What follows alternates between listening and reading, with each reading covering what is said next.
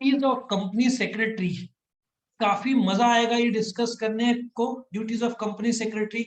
Video शुरू करने से पहले इस वीडियो के डिस्क्रिप्शन में आप इस सब्जेक्ट के लिंक को क्लिक करेंगे तो आपको chapter by chapter, question by question videos का खजाना मिल जाएगा। उस वीडियो को, खजाने को लूटो और देखो उस अलग अलग वीडियोस को। तो शुरू करते हैं duties of company secretary. See, company secretary का अपॉइंटमेंट हो गया। इसका पिछले वाले वीडियो में मैंने फीचर्स ऑफ कंपनी सेक्रेटरी बताया था, जिसमें कंपनी सीएस क्वालिफाइड होनी चाहिए, जिस कंपनी का शेयर कैपिटल 5 करोड़ के ऊपर है वो होनी चाहिए, लिस्टेड कंपनी तो होनी चाहिए। लेट अस अज्यूम वो सब फॉर्मेलिटीज पूरे हो गए, कंपनी सेक्रेटरी का अपॉइंट किया। भाई कंपनी में आ गई, अब करेगी क्या? सर पहले तो मैं चाय पीऊंगी। भाई चाय पी लो। अब आपके ड्यूटीज क्या है, उसको ड्यूटी बताया जाएंगे। एक ड्यूटी स्टैट्यूटरी, स्टैट्यूटरी मतलब by law, companies act 2013 clear cut कायदे लाता है जो आपको फुलफिल करना पड़ेगा। वो ड्यूटीज जो कंपनीज एक्ट के संबंधित है, और दूसरे जनरल ड्यूटीज है। जनरल ड्यूटीज में अलग अलग कंपनी के अलग अलग ड्यूटीज होंगे। हॉस्पिटल के सेक्रेटरी का अलग ड्यूटी होगा, वही स्कूल का अलग होगा, और मैन्युफैक्चरिंग कंपनीज का अलग होगा, सर्विस ऑर्गेनाइजेशन का अलग होगा। तो पहले हम स्टैट्यूटरी ड्यूटीज बांटते हैं। स्टैट्यूटरी ड्यूटी, कोई भी सेक्रेटरी किसी भी कंपनी के हो तो ये सारे पॉइंट्स तो उसको फॉलो करना ही पड़ेगा। या हॉस्पिटल सेक्टर हो या आपका मैन्युफैक्चरिंग सेक्टर हो, हॉस्पिटल सेक्टर में सर्विस सेक्टर होता है वो, ठीक है ना। तो ऑर्गेनाइज पहले तो बोर्ड ऑफ डायरेक्टर्स की मीटिंग, लेकिन सेक्रेटरी ऑर्गेनाइज ही नहीं करेगी, सेक्रेटरी को बोर्ड मीटिंग का कायदा जानना पड़ेगा। ऐसे नहीं बोल सकती चल आज मुड़ा है बुला लो सब डायरेक्टर को, आओ 5 स्टार होटल में अपन चने खाएंगे। 5 स्टार होटल में चने नहीं, खाना अच्छा खाया जाता है।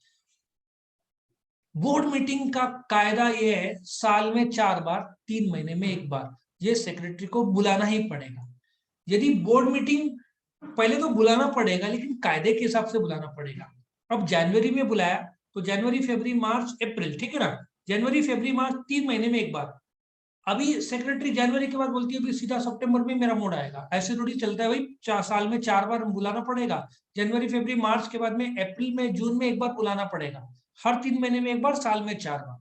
आप भले मार्च को बुलाओ अप्रैल को बुलाओ, फर्स्ट क्वार्टर 3 महीना में एक हो गया, फिर अप्रैल में जून में, जनवरी फरवरी मार्च का मार्च में हो गया, अप्रैल में जून का अप्रैल में हो गया, मतलब साल में 4 बार 3 महीने में। सो ये यहाँ पे इन लोगों ने बोला है टू ऑर्गेनाइज इन प्रेजेंट, लेकिन ये लोग एक चीज बोलना भूल गए कि बोर्ड मीटिंग साल में 4 बार होता है, 3 महीने में 1 बार होता है। ये कायदा को पकड़ के 3 महीने में 1 बार मीटिंग को बुलाना, मतलब जगह तय करना, डायरेक्टर्स को बुलाना, उनको नोटिस भेजना।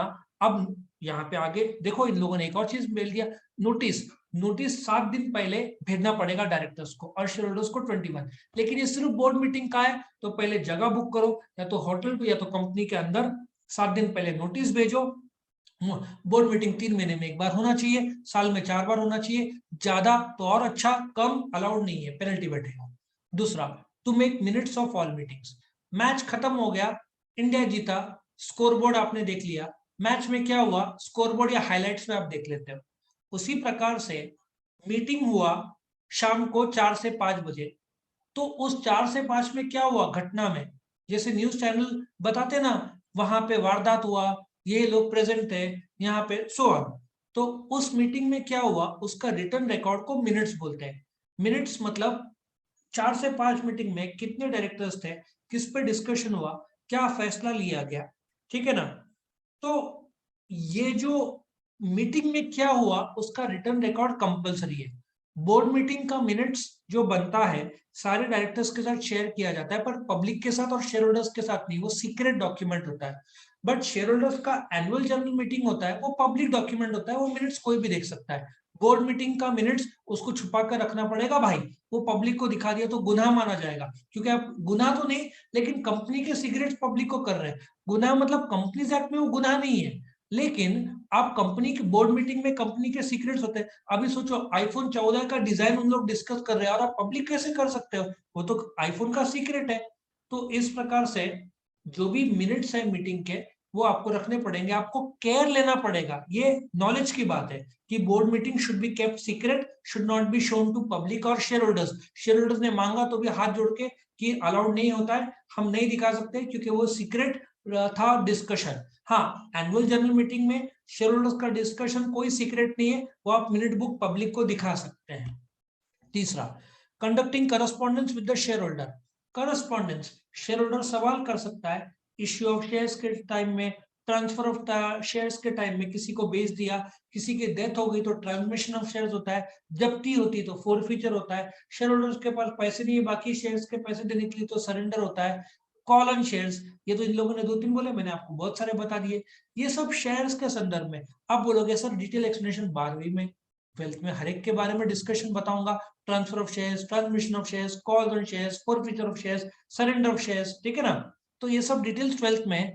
इसके करस्पॉन्डिंग जो कायदे हैं वो कंपनीज एक्ट 2013 में यदि नहीं भी हो तो आर्टिकल ऑफ एसोसिएशन के दायरे में समझ के वो करस्पॉन्डेंस सेक्रेटरी को शेयर होल्डर के साथ करना पड़ेगा। उसके बाद नोटिस। अब नोटिस ऐसे ही नहीं भेजे जाती, उसके कायदे रहते हैं। नोटिस यदि बोर्ड मीटिंग है तो बोर्ड मीटिंग के 7 दिन पहले भेजना पड़ेगा डायरेक्टर्स को।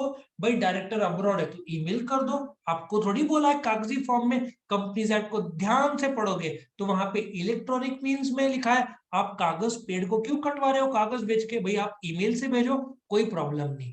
सो आप नोटिस भेजोगे ईमेल में डायरेक्टर्स को, पहुंच गया समझ लेने का। और शेयर होल्डर्स को आजकल कागजी रूप में नहीं भेजा जाता, सब ईमेल में जाता है। लेकिन बेटा बोर्ड मीटिंग 7 दिन पहले नोटिस जाना जरूरी है। फॉर एग्जाम्पल आज 1 तारीख है तो 9 तारीख को मीटिंग, तो 9 तारीख से 8 दिन हो गए ना, चलेगा। लेकिन आप 4 तारीख को नोटिस भेजोगे और 6 तारीख को मीटिंग, कायदे का उल्लंघन होगा और मीटिंग इनवैलिड माना जाएगा, ठीक है ना। भले ही मीटिंग लीगल हो लेकिन नोटिस क्यों 7 दिन पहले भेजा, नहीं, नॉट वैलिड।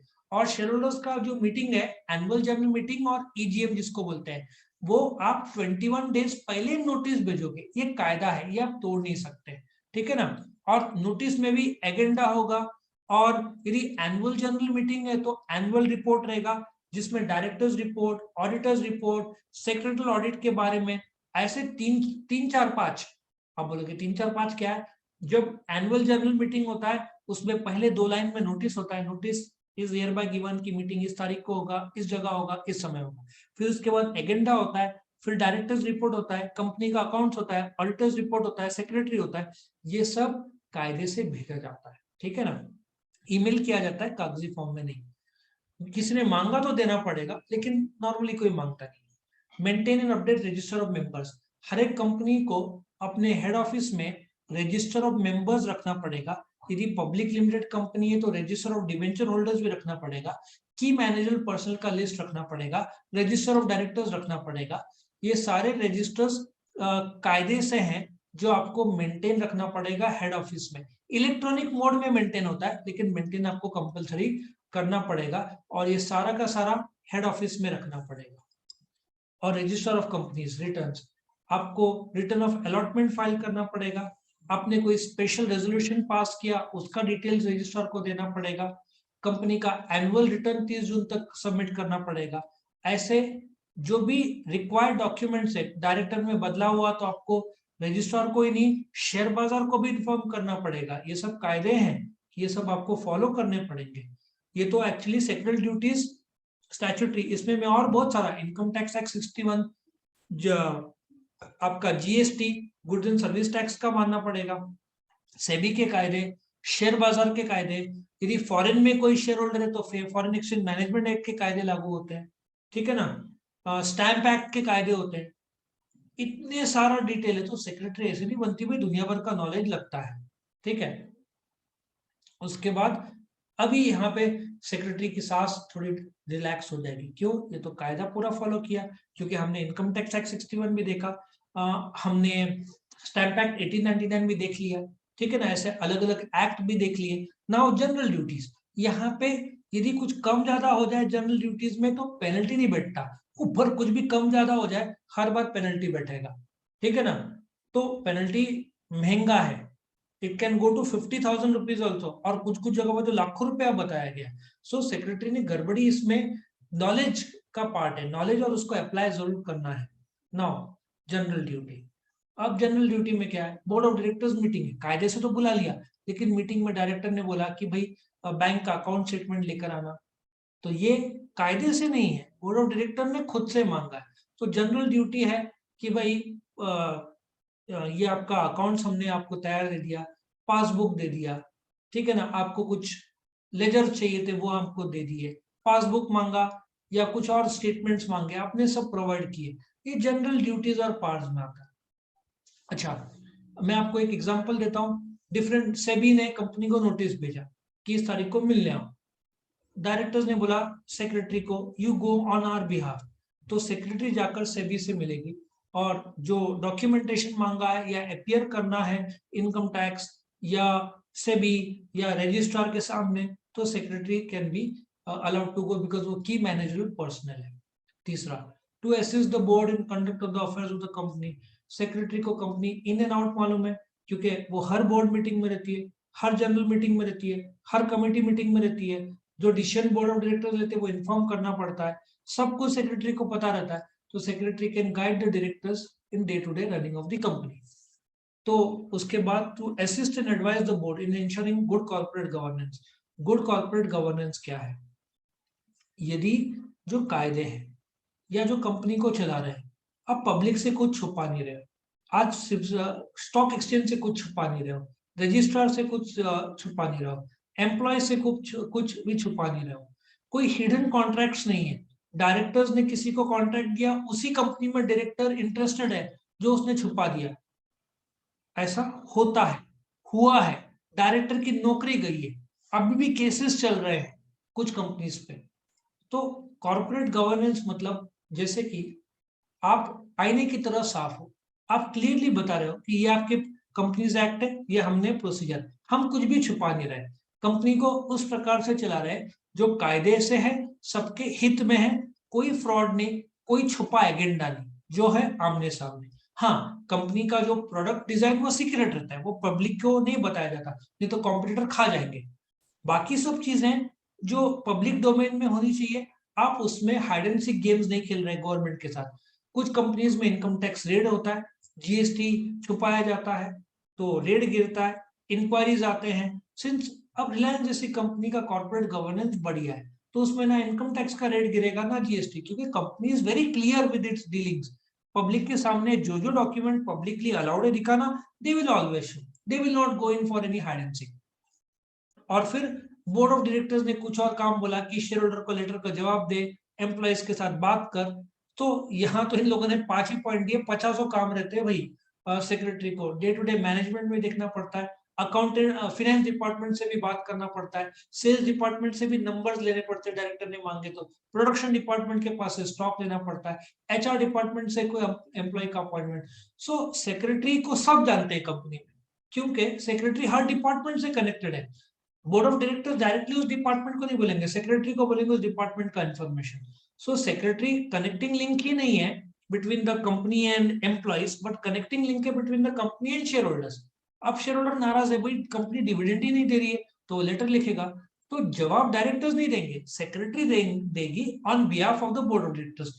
मैं देगी बोला इसका मतलब ये नहीं कि secretary can not be male, male भी हो सकता है, फीमेल भी हो सकता है, ठीक है ना, उसमें कोई प्रॉब्लम नहीं है। तो इस प्रकार से इस वीडियो में हमने duties of company secretary, statutory और जनरल ड्यूटीज डिटेल में देखा। ये वीडियो पसंद आया तो लाइक करना, फ्रेंड्स के साथ शेयर करना, चैनल को सब्सक्राइब करना ताकि आपको वीडियोस अपडेट मिल सके जो हम अपलोड करते रहते हैं।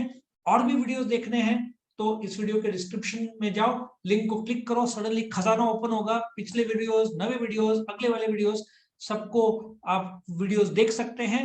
और थैंक यू फॉर वॉचिंग।